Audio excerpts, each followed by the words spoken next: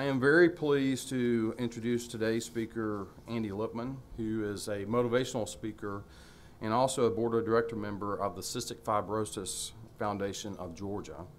Andy is a Terry alum, and he's also one of UGA's 40 under 40.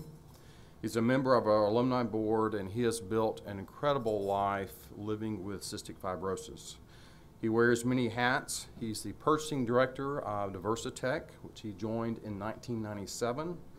He's also the founder of Wish for Wendy Foundation, which is in honor of his older sister, and has raised almost $2 million, primarily via softball tournaments.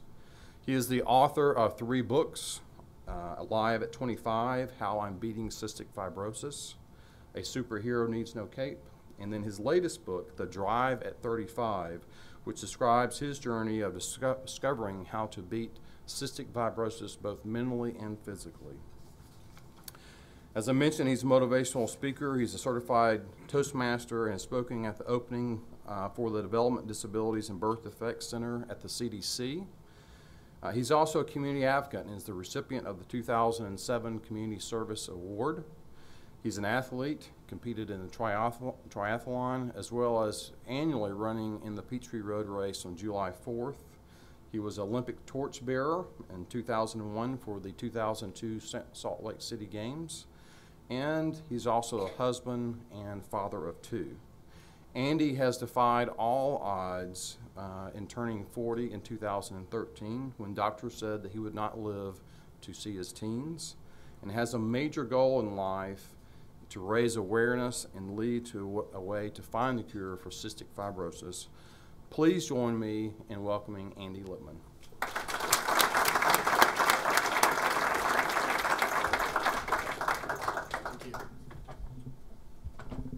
Thank you, everybody. Thank you, Dean Ayers, and thank you for doing my speech for me. It's pretty much over, but what the Dean forgot to mention is something that I just found out is today is his birthday. So let's say a happy birthday. We don't have to sing it because I don't know if that's a good way to start. My voice is not something you want to hear. But happy birthday, Dean, and thank you. Congratulations on your first Terry Thursday, first of many, and welcome. So let me kind of tell you my story. Can everyone hear me? Is the mic working? We're good? Okay. All right, so as you can see here, I was an undergraduate at the University of Georgia, and I'll tell you a little bit more about that. But the first thing I'm going to ask all of you today is, how many of you woke up before 4:30 a.m. to get ready to be here today? Wow, 1, 2, 3. I expected 0. That's great. All right, well, let's just say the minority of you did that. Well, to tell you my story, I'm going to tell you why I get up almost every morning between 4:30 and 5:30, just to get to work by 8:30 every day. Let's start with the story itself. My story began before I was even born. My sister, Wendy, as you can see the picture right here, back in 1970 was born. My parents, Eva and Charles Lipman, here at this table, gave birth to Wendy, their first child, and very excited, baby, couldn't ask for more. But unfortunately, my sister would have cystic fibrosis, a genetic disease. And my parents didn't know going in that she would have it. She was born with it. And unfortunately, after only 16 days, this was the one picture taken of my sister, she passed away, a victim to the disease. 3 years later, my parents gave birth again, this time to a boy, and that being me. Here's a picture of me with my nebulizer, which obviously meant I had cystic fibrosis. Going in, again, they didn't know I'd have CF, but unfortunately, I would have to be an underdog for my entire life, and we realized it very early on. What is cystic fibrosis? Cystic fibrosis is a genetic disease. I'm not going to bore you with this, but my doctors have many times, so I'm going to go ahead and bore you with it. What the heck? It's a genetic disease. It affects the lungs, so I cough a lot, the digestive system, so I have to take 30 to 40 pills a day. And I'm not over 80, which makes it even tougher. It also affects the reproductive system. Very tough to have children. 30,000 people are affected by cystic fibrosis in the United States alone, 70,000 worldwide. And while that number seems pretty small, think of it this way. 1 in 31 people are carriers of the CF gene. In order to get cystic fibrosis, the mom and the dad each have to have the CF gene, And then there's a 1 in 4 chance that you will get the disease. You will have the disease, and you're born with it. You don't get it later on. It's not contracted anyway. But it's 1 in 4. It's also 2 in 4 that you're a carrier, and it's 1 in 4 also that you're not a carrier, nor do you have the disease. Life expectancy for CF right now is 37 years. And while that number seems very, very low to the average person, know that when I was born, doctors didn't even think we would see our teens. So that gives you kind of an idea. When I was growing up, the things I had to do were postural drainage. Anyone here ever heard of postural drainage? Not many of you. Let me tell you what postural drainage is. It's basically my parents every morning had to hit me on my front, my back, and my sides, and I could not call DFACs. But that's a true story. So they would hit me every morning, and I tried to, one time I explained it to one of my teachers, and I think she gave me this look like, what? She didn't call anybody. But that's what I had to do every morning, and it got really frustrating because anybody here been to overnight camp? Anybody done that? I couldn't do it. I couldn't do it because I had to have my parents there. And enzymes with every meal. I told you I took 30 to 40. There's a picture of my medicine cabinet, which looks like a CVS. Or if Walgreens is here, Walgreens. The other thing dealing with cystic fibrosis is you have to deal with the constant negativity from doctors. Tell you a really quick story. My mom, who claims she still doesn't remember this story, but one time I got this bad result from my doctor when I was a kid, and so I was looking at this poster when I was just sitting around, and it was a weight gainer drink, which with cystic fibrosis, most people are very, very skinny and have trouble gaining weight because we have trouble digesting foods, that kind of thing. So she looks at the poster that I'm looking at, and it's this huge weightlifting guy. She goes, you know he has cystic fibrosis, right? I'm like, what? He does? Wow. Look, he didn't have cystic fibrosis. Mom, I'm not going to say it. My mom tells the truth more times than she lies. But that was a little white lie she told, and I tell you what, that lie is the most important lie you've ever told because that changed my life in many, many ways. As you see that picture right there, I really wanted to defy the odds. And just to quote Ron Burgundy, don't act like you're not impressed. All right. The truth about cystic fibrosis. So when I was in grammar school is when I kind of found out what CF was. I knew I had something. I had no idea what it was. You know, when you're a kid, you want to fit in with everybody. You don't want to stand out. Well, I did. I just didn't really know it. And then one day I had to do a book report on Christopher Columbus, which I immediately went up to my father and I said, tell me about Christopher Columbus. He said, tell you what, I'll tell you there's encyclopedias in the den. So this is before Wikipedia for you younger people here.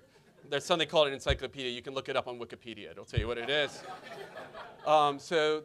So I got to the term cystic fibrosis because I was looking up Columbus and somehow went all the way to the back.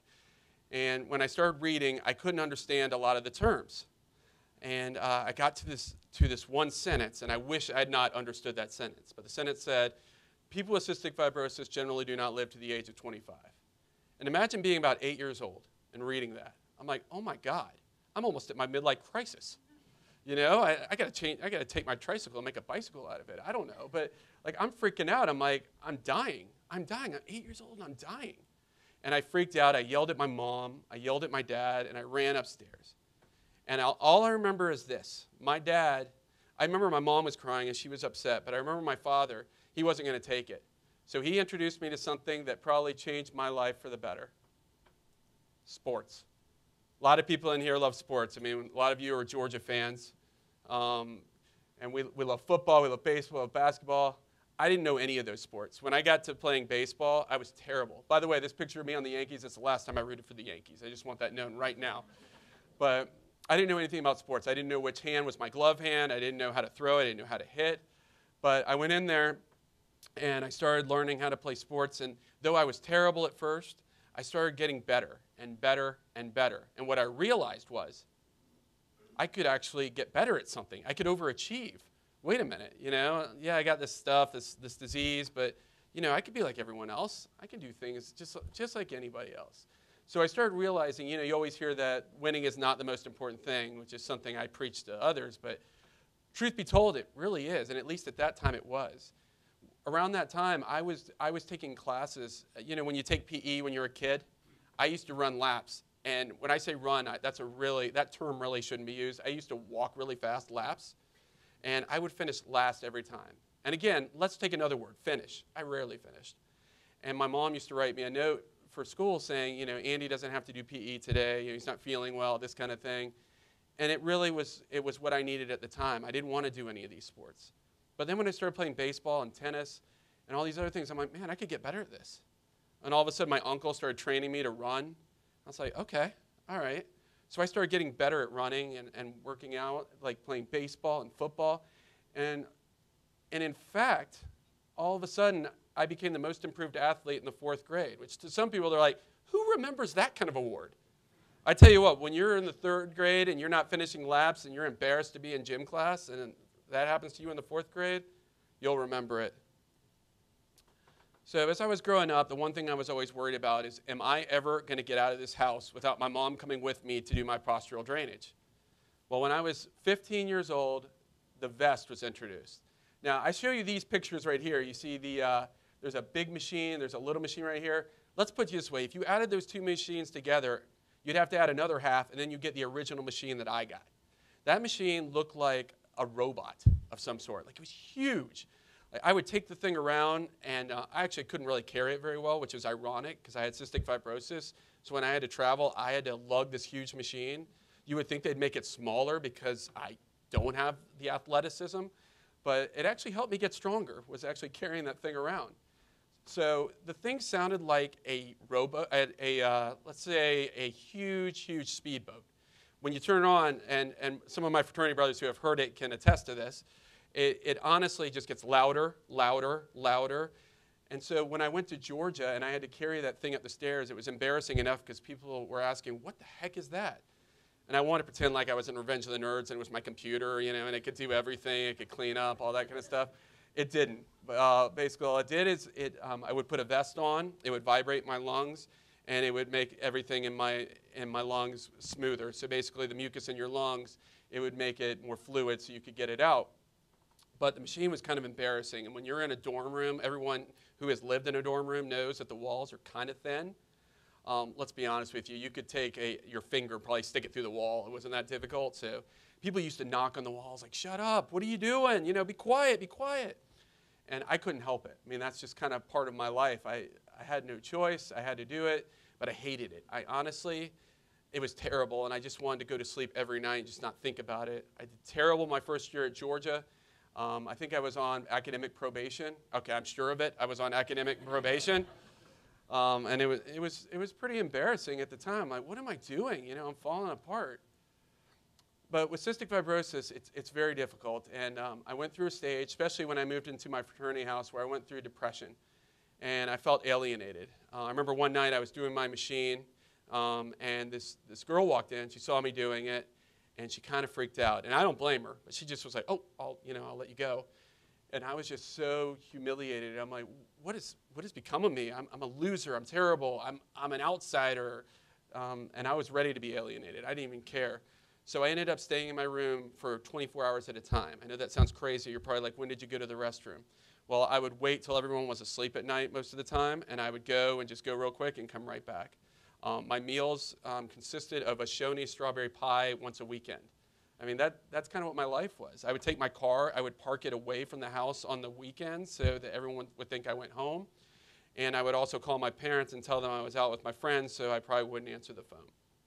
This was my life, and I just wanted to die. I hate to say it, I was in a really bad state. I was sick of looking like that. I felt like that's how I looked to everyone, regardless if I had a nebulizer in my mouth.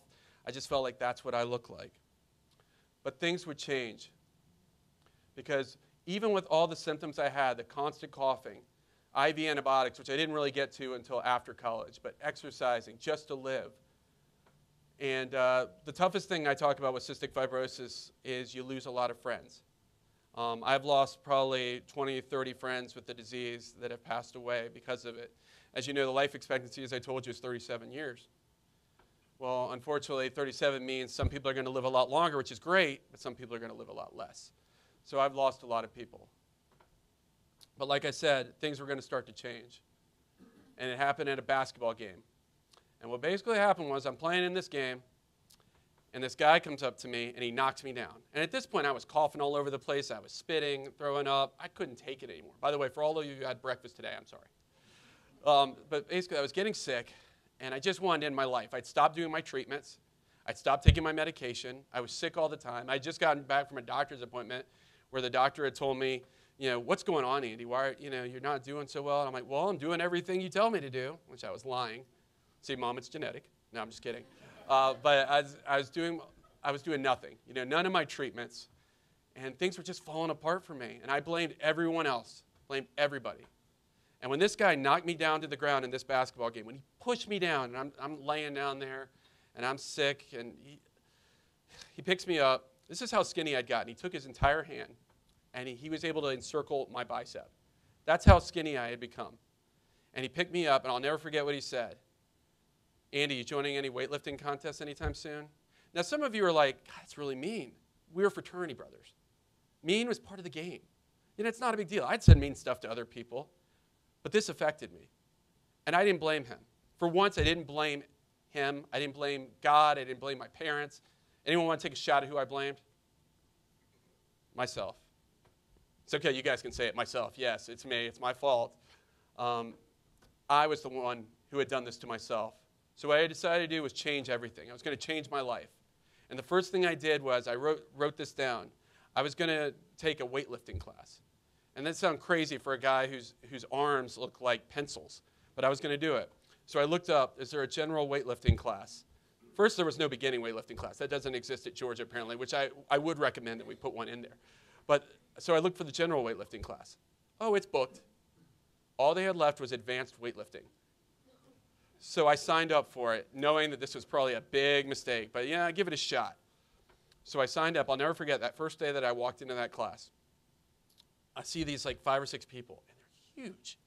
I mean, they are so much bigger than me. And you know what the hardest part was? They were all women. Yeah, it was like the gymnastics team. And then I look behind them, there's the football team. I'm like, oh my God, this is not going to be good. This is going to be real bad. So I had to get in the lowest weight group. It was very embarrassing at first, but I promised myself. I remember they gave me the waiver. And I remember how my mom used to sign everything saying, Andy can't participate today because of cystic fibrosis. I didn't write anything down. I knew at this point I couldn't make excuses for myself. I had to do this. I had to give it a shot. And so I did. And so I began working out, and I began getting stronger. And I knew things had to change, or I wasn't going to live much longer. So what did I do? I learned through working out. I went from lifting, when I first got in that class, between 100 and 110 pounds to lifting about 180 pounds. I started playing sports. I played on the fraternity softball team. I started learning how to run again. I hadn't run in years since my uncle trained me. My uncle trained me to run the Peachtree, but I decided not to run it because I was like, I don't think I'm up for it. I pretended to have an ankle injury because I just didn't think I could do it. And I just had lived a very negative life. But things were changing. So after the weightlifting class, a few months later, there I am back on the basketball court. There's that same guy who knocked me down. And what happens? Play another game. There I go. He's running in. I set a peck on him, knock him down to the ground. And I tell you what, that felt amazing.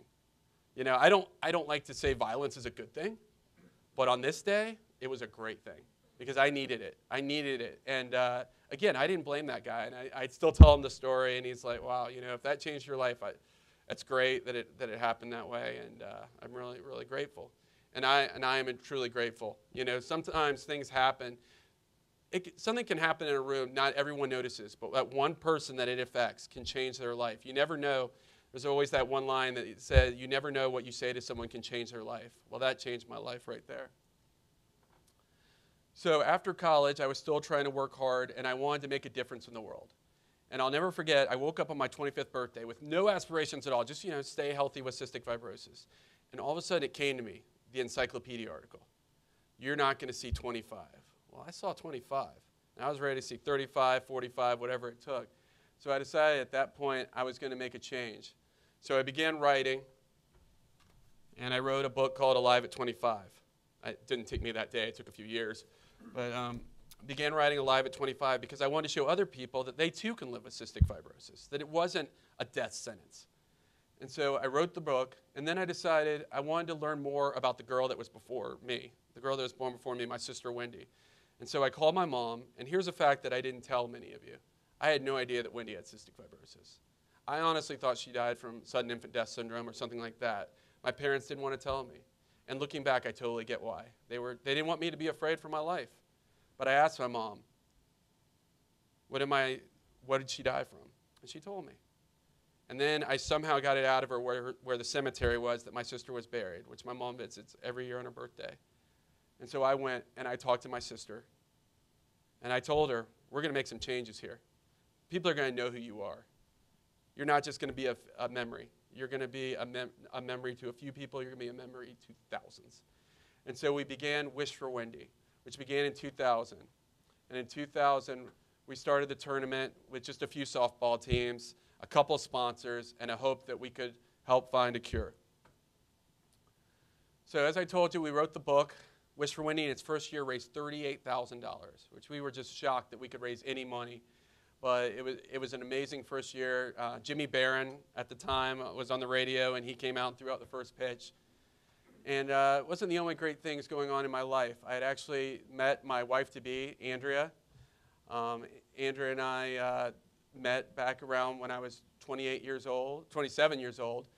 And we began dating and eventually got married. And it was very hard for me to date and to get married because having cystic fibrosis, you always worry. Or having any disease, anyone who's ever had something different about them, that they worry about their significant other. I was worried, is she going to be able to handle it? Can I handle it?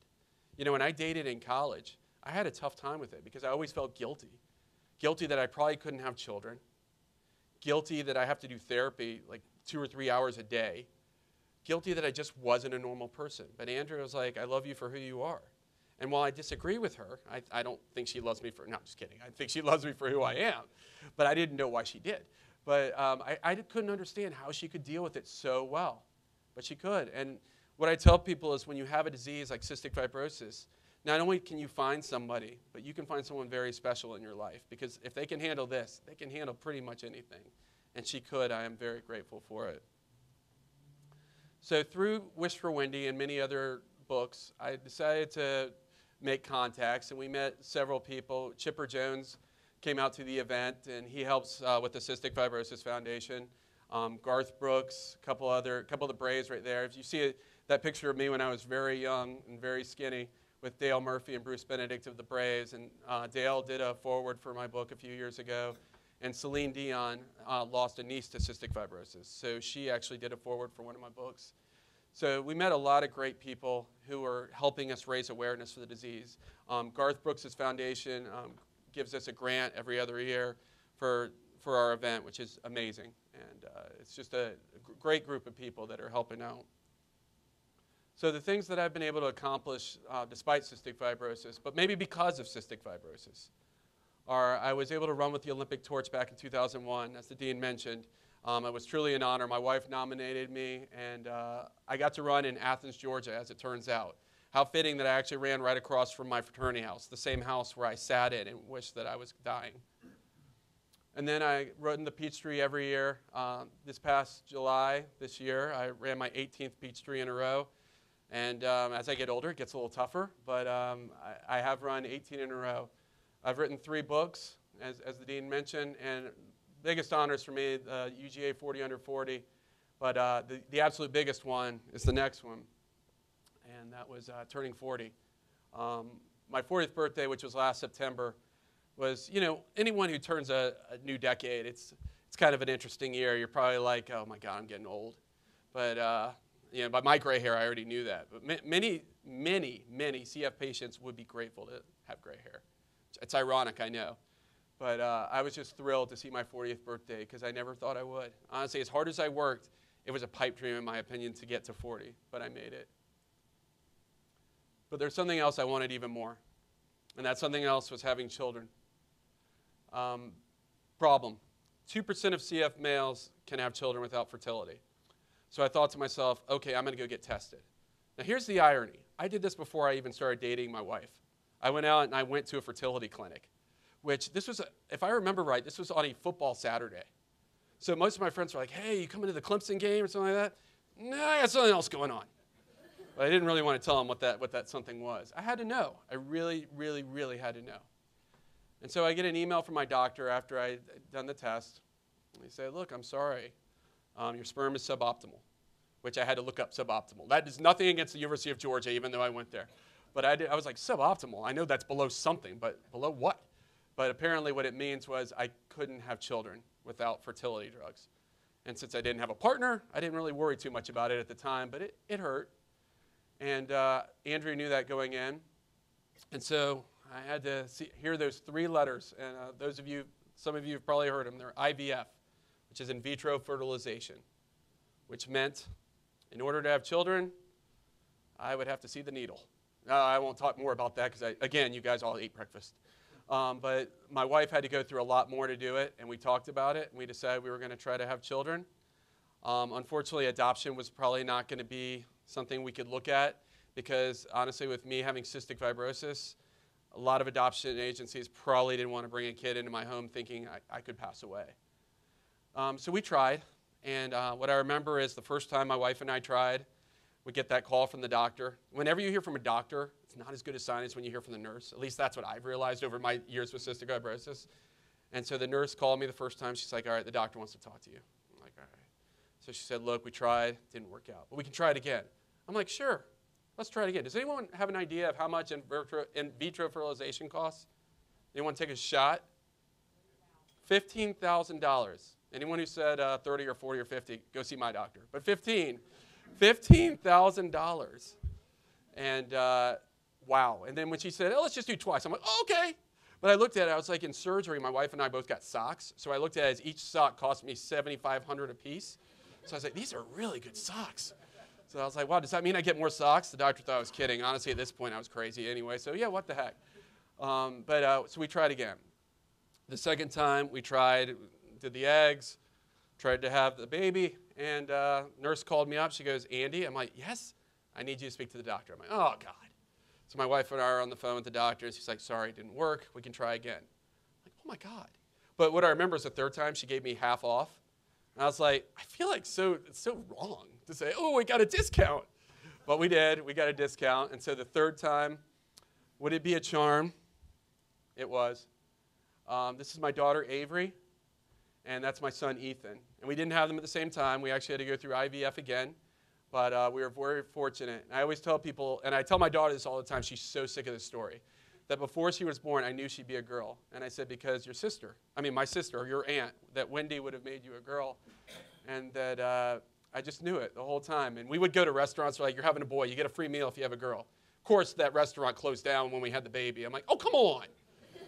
I had another chance at a discount. But, and they're my children with me while I'm doing my therapy. But I was just, Andrew and I couldn't believe how lucky we were to have 2 children, IVF, whatever. We were just very fortunate. Now we go to Wish for Wendy again. And I was telling you how I knew that my sister had been a big part of why I had a daughter. And so I knew that we had to keep going with Wish for Wendy. It's funny, we did it that first year, and I told myself, that's it. We're going to do it for 1 year, and we're done.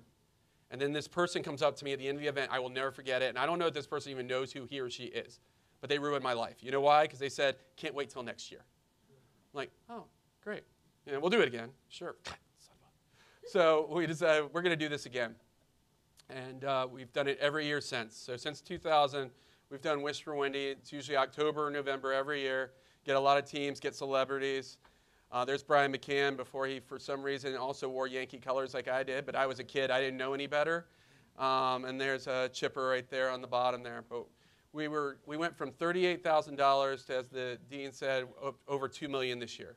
So it's one of those events that we were really thrilled that we could raise money for the Cystic Fibrosis Foundation and make a difference. And it's now one of the biggest softball tournaments in the country, biggest charity softball tournaments in the country. And we get 16 teams out there. If anyone's interested, feel free.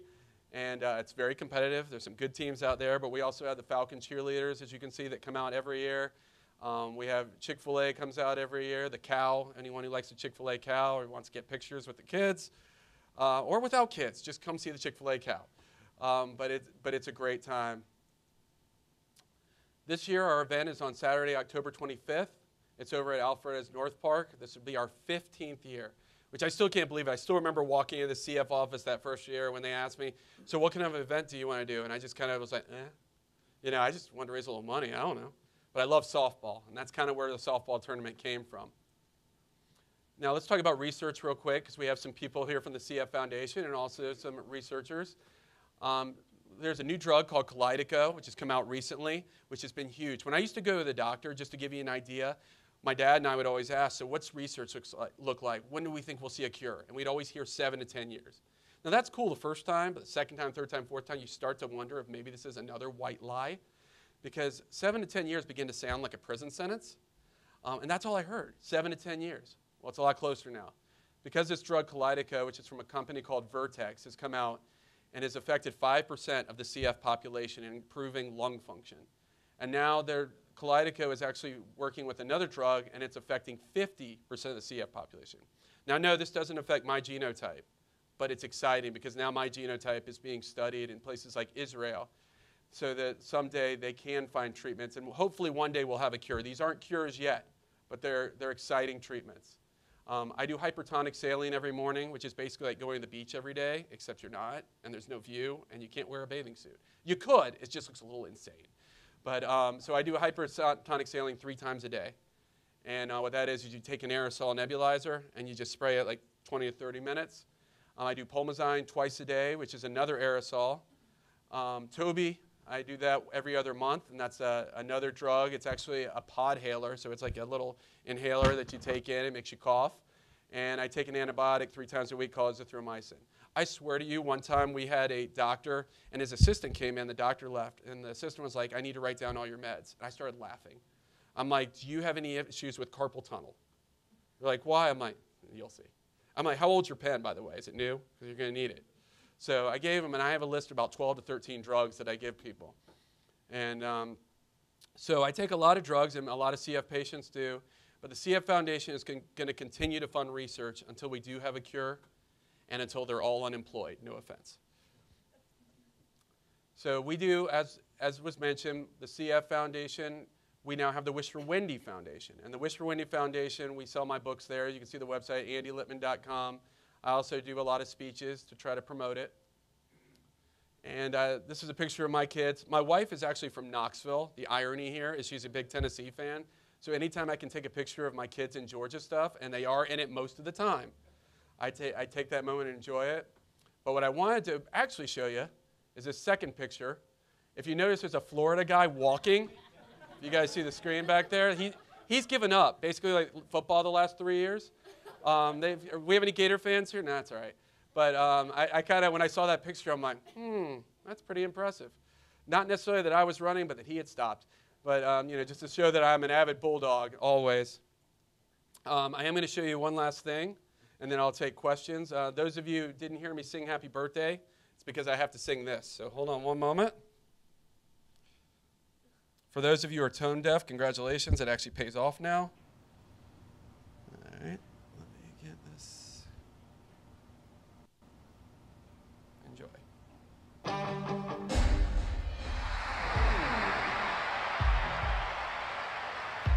And I started this video so that people didn't feel alienated like I felt like when I was in college. I was doing that.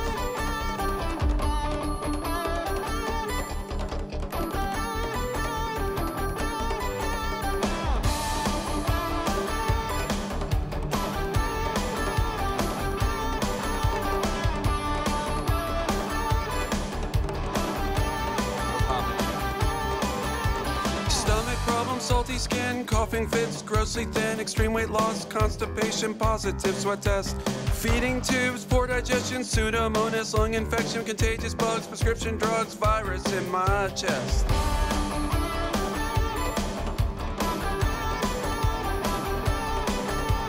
Sluggishness, bad genes, abnormal newborn screens, daunting with all those clues, be prepared to hear bad news. Aerosols, therapy vests, pulmonary function tests, results are in, I cannot win, is it time to sing the blues? I need a nebulizer, it's for my diagnosis, which is cystic fibrosis. I need a nebulizer, no I didn't want it, but I'm gonna flaunt it. Malnutrition, transplant lists, can't guess how much school I've missed. Intestine blocked, appearance mocked, trying to stay sane. Clean hands, wearing masks, doing what the doctor asks. Chest, port, breast short, can't take all this pain. Fever, O2, I don't know what else else to do. Bloody sputum, feeling sick. Why is all my mucus thick? Bad stools, take enzymes, diabetes, tough times. Get the gist, we must persist. Lots of mountains to climb. I need a nebulizer. I'd rather destroy it, cause I don't enjoy it. I need a nebulizer. I use it twice a day till I finish the spray. Vitamins, therapy, parents taking care of me. Blood tests, lung transplant, docs telling me I can't. Growing old with CF, having children IVF. Doctors predict a short life. I want 2 kids and a wife.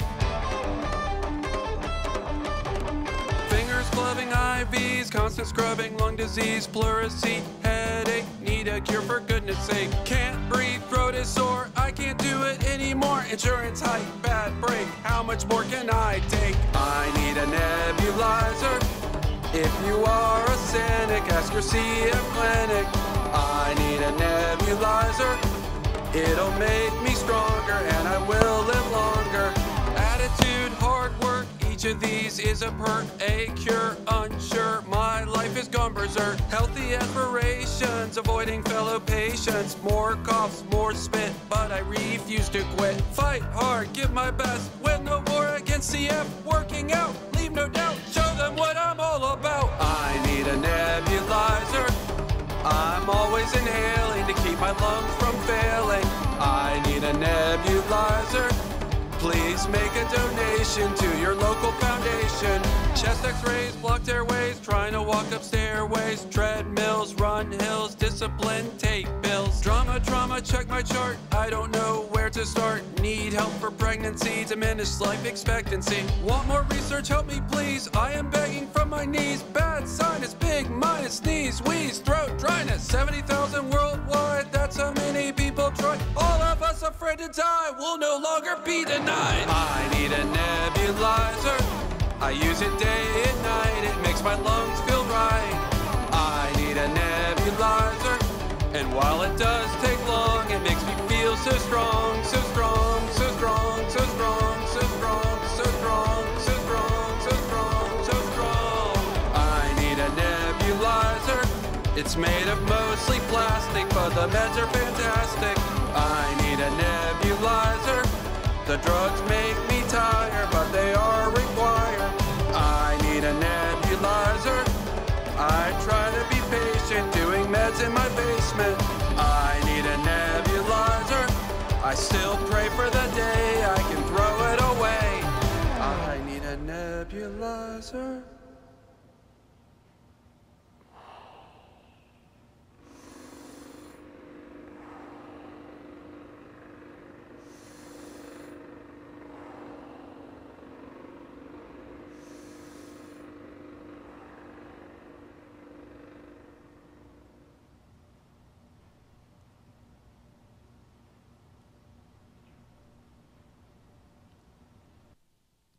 So I'm about to open it up for questions, but I did want to say, I want to thank my parents and my sister Emily for being here today, and for all of you for being here.